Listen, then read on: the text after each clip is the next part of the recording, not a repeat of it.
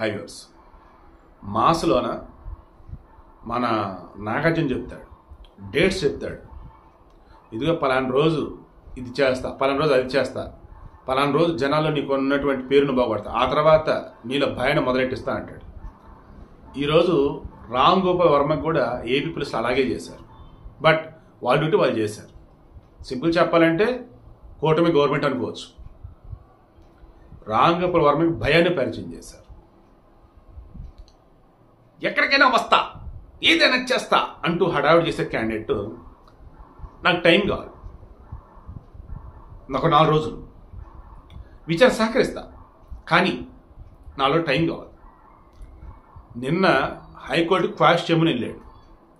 High court quash చేయలే, that means case ఉంది, విచారణ హాజరవ్వు అంది. నాకు రక్షణ కావాలన్నాడు. ఏ రక్షణ అంటే అరెస్ట్ చేయకుండా అన్నాడు. ముందస్తు బిల్లు అప్లై చేసుకో అన్నారు.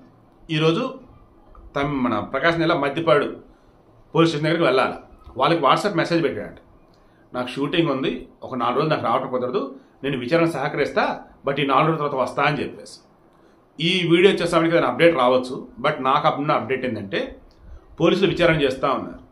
రామ్ గోపాల్ వర్మ ఎక్కడున్నాడు, ఏ షూటింగ్లో ఉన్నాడు, నిజంగానే షూటింగ్లో ఉండి రావట్లేదా, లేదంటే ఇక్కడ రావడానికి భయపడి విచారణ ఎగ్గొట్టాలని ఈ రకం చేస్తున్నాడా, లేదు ముందస్తు బెయిల్ కోసం కోర్టుకి అప్రోచ్ అవటం, ఇంకా అదంతా టైం పట్టింది కదా, ఈలోపు ఏదో ఒక మేనేజ్ అని చెప్పి చూస్తున్నాడు అని వాళ్ళు విచారణ చేస్తూ పోతా ఉన్నారు. అంటే సింపుల్గా చెప్పేది ఏంటంటే ఈ భూమి మీద పుట్టినటువంటి ప్రతి ప్రాణికి భయం అనేది ఉంటుంది.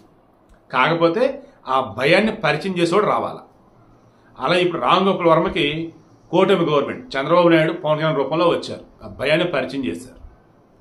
మాఫియా డాన్లు ఎదుర్కొన్నటువంటి మనిషి ఈరోజు ఏపీ పోలీసులు ఎదుర్కోవడానికి రాలేకపోతున్నాడు.